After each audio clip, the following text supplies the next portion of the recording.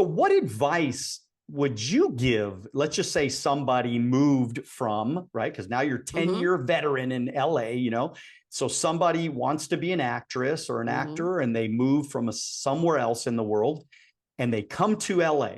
Like, what do they do? Like, what are some of the pieces of advice that you would give them? Find your community, find your tribe, and get your butt into classes. Learn this craft, because oftentimes I'll have people who have never jumped into a class, don't know how to be an actor, haven't Googled it, and are asking for handouts. And don't get me wrong, I've been there too. I've been the one that's wanted handouts and wondered why people didn't give me a leg up. And it's because here's the reason why. And heal. If you got trauma, which by the way, a lot of what you just said too, according to a CIA study, and I love this, people who are wildly successful just have the right amount of trauma too. And anyone can overcome anything. Everyone's got trauma, by the way. Everyone. Trauma is literally like you stub your knee and you hate trees now. Trauma. We've demonized that word a little bit. It's not as like crazy as it is. It just means that anything where I perceive that now I'm not in a safe space or I'm not comfortable or whatever it is leads me to being stuck, there's usually a seed planted. So whatever seeds are planted in you, I'm not good enough, I got to hustle, I got to make it now, the limiting beliefs, start healing those, because people can feel your energy. Your energy precedes you, what you walk into a room with. You can lie, you can try and hide it, but the people who have done their work and who have like hustled and broken things down and learned how to like live in peace and overcome stuff and learn how to walk away from toxic people or people who sabotage. Even if you have a good heart, if you sabotage, you know what I mean? You got to heal. So the people up here can't necessarily give handouts, because if you give someone something who doesn't think that they're worth it or that they deserve it, they will take it and they will toss it and they will sabotage it by accident. It's our subconscious programming. So heal is number one. And learn how to start doing for yourself first. That way you're going to make it a lot easier for people to want to give you an opportunity. That's luck. Luck is when opportunity meets preparation. That's what luck is. So, and also it's the relationships, right? I mean, you're talking Yes. about the tribe. It's really those relationships that were formed, that this opportunity comes from that last relationship. The next opportunity Yeah. comes from another relationship. And then, but it's you just being a good person, right? Everybody wants everything now. Give it to me, instead of saying, wait a minute, I gotta deserve it. You know what I Yeah. mean? I gotta put in my time. I gotta put in the effort. I got to put in everything that I need to do to be the best that I can be. And then those opportunities start flowing to you, because then those people, they want to do things for you, right? I mean, Yes. they want to give you that role. They want to give you that part. They want to, give you that opportunity, because they look at you and they go, wow, this person really has mastered their craft. This person really has been putting in their time, and I Yes. see it, and I see that. And great people, I think, they recognize great people. Yes. I don't know if you Oh, see yeah. that. And Yeah. I think so for me too, and this was a big game changer for me, is I can see the great in anyone. I can see the pain in anyone. The pain in me recognizes the pain in you, but the healing in me recognizes the healing in you. Like, for anyone spiritual, the God in me recognizes the God in you, the higher power in me, whatever it is. But like game recognize game for sure. But that's also why the more that you heal and the more that you overcome your own obstacles, the more that when you see people, you'll be able to know where they're at in their journey and if they're ready to receive, or if there's someone that goes, no, I don't want compliments. No, no, no, no, thank you. That's someone that's going to sabotage a good thing. And it's like, even if they have a good heart, it doesn't matter. It's, have you overcome that voice inside of you that says that you're not worth it or you don't deserve it? Because that's a lie. That's from childhood. The other thing is that I have some people that I've seen that go, oh, but I just need an opportunity. How am I supposed to act, or how am I supposed to be that if I'm not even getting an opportunity? Go to your schools, go to the universities, go to the film schools, excuse me, not the film studios, the film schools, and you can drop off a resume and a headshot. Even if your resume says nothing, even if it says, stuff that you've done on your camera, drop something off. And then that's how I started. I started by doing short films at universities. You can start making your own demo reel. You can create your own stuff. We have cameras that are amazing now. You can buy anything. You can get this stuff. You can start creating. You can start making your own scripts as well too. But like, start. do it already. Majority of my resume was me going out there and like making those things happen, going to workshops, learning my craft, studying, doubling down, going to so many like night classes and film and scene study and audition workshops and everything. I learned this thing, Meisner, David Mamet, Ivana Chubbuck for 10 years now. And what wound up happening is that now, as we've risen, like I'm now writing my own work. I'm now producing projects. And now what happened is that we network sideways. So the people that I was coming up with, they're also producing and directing and writing. And some of my friends that were actors realized that, man, they really love producing instead or directing instead. The amount of times I've gotten thrown into someone's pilot because we've already worked together in the past and they already came up with me. But so they know that when they put me on set, they're going to know, they know that I'm directable. I'm easy to be with on set. I do my job.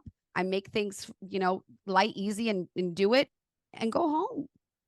I do my job and that. So because people know that, you're more likely to go, okay, let's pull her in. Yeah, and that's and that just becomes your your brand. That becomes your reputation, and people want to work with you. So tell me, so you get into this coaching. Like, how did this come about, and why did you want? Why did you? Okay, all right. So yeah, why did you want to be a coach? After all said and done, you go from actress and producing and writing. I'm sure you're doing it all. I mean, you're doing everything right now, but I'm doing the most, we call it. Then you want to doing the most. You want to add another thing, like what the heck? Like that is like not normal for most, Leonardo DiCaprio, he's not a life coach now, right? So he is a humanitarian and environmentalist. So he's got that. That is true. That is true. That is true. But I love it though. I love the area of your expertise. And I want to jump into that part now. But tell me how that transition happened for you. So here's what happened was, it wasn't necessarily a transition, more of like finally getting paid for what I was already doing. I grew up and I saw a lot of chaos, a lot of pain, a lot of, healing that needed to happen, escapism, what happens with people. I've coached people all over the world. I've coached every denomination, political thing, like whatever it is. There is the common denominator, which are when people are in fear and when they have trauma or they have unhealed wounds, we accidentally manifest them more. We push people away. We push the good ones away. We do a lot of things that actually cause us exactly what it was that we don't want or never want again because we have to heal it. So I was growing up and I got to see that. I have my own battles with like addiction and alcoholism. I overcame that. I'm over 6 years clean and sober now. I've, been in abusive relationships. Thank you. I've seen abusive relationships. I've watched. And what wound up happening is ever since I was a kid, I would have strangers tell me their secrets. No idea why. And for about 10 years, I actually was unable to make eye contact with people because when I was growing up, I started off as like a busser. I was 14, 15, or it was 15 because legally it's 15. And I was bussing tables and, and doing that. I was always a hustler. And I would have people, and even when I was like serving or like giving food or like doing that, and I would have people who would like, they were talking or in the middle of the conversation. And all of a sudden look at me and go, whoa, your eyes are really intense. I received that as there's something wrong with me. And that I was making people uncomfortable. And so for 10 years, I couldn't make eye contact with people. I thought that it was me. That's how I received things. Like, oh, it must be my fault. That's what trauma does, is there's a voice in your head that goes, must be my fault, because why else is this thing happening, right? I'm the common denominator. That's where we can get victim shaming, victim blaming, and why people will wind up again in another toxic relationship, staying there, getting abused, getting beaten, men and women. Men and women we are wildly, wildly similar. It's incredible how similar we are. There's just different variations because of what we've been told and what we've been programmed with, but we'll get to that another time. So I wound up having to learn that there was something in me that people felt seen, and people who wanted to hide did not want to make eye contact. And I eventually learned that, I'd be on a plane. There was one time in particular, I remember I was on a plane and I was sitting next to, I was 14. I was sitting next to gentleman, and out of nowhere he just started like telling me about his divorce and his wife and like what was going on, what was happening.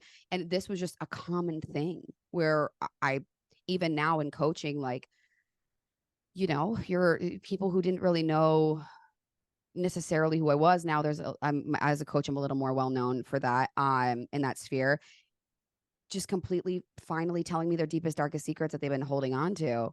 And that was it. The transition happened when after I got sober, I jumped into 12-step programs, which I absolutely love. Love 12-step programs. There's a 12-step program for everything. Love it. It's free. You know what I mean? If you can't hire a coach, get into a 12-step program. It's amazing. And I wound up really learning how to take the information that I learned with the degrees and integrate it, and then actually start the healing journey. Did not know about the coaching space. Didn't know. I thought the only thing that existed for coaching was like Tony Robbins. I didn't know there was different niches. I had no idea. That it was like a fitness coach and Tony Robbins. Those are your options. Good luck.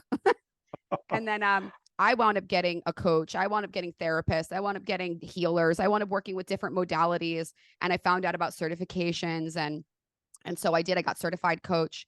I found out I love neurolinguistic programming, so I got certified in that.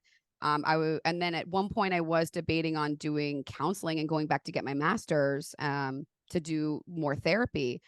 But when I looked at it, it would take me out of the game for filmmaking because it's like a 2-year thing that I would have had to do 300 hours of community service, and my heart sank because I was like, I can't keep giving to others if I'm not giving to myself. And that's when things clicked and really shifted, and how I also opened up my own coaching program or practice by myself eventually last year because I had worked under some other people and learned, and saw some things, and then eventually started my own because it was like, I really need to be in practice and an example of following your heart and overcoming your own limiting beliefs, and then showing other people how to do it. Because the most effective thing you can do for anyone, and especially for anyone who's listening, who's in a relationship, if you have someone that's like dealing with some trauma, or they're not stepping up, or you need them to do X, Y, and Z, it's the fastest way to achieve it is by becoming it and becoming that example.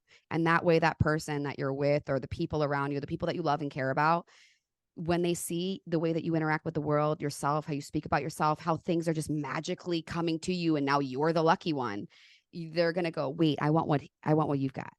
How did you do that? You're like, oh, I healed some things. I worked on my limiting beliefs, changed my mindset. I healed. If you like this video and you would like to watch another clip, click right here.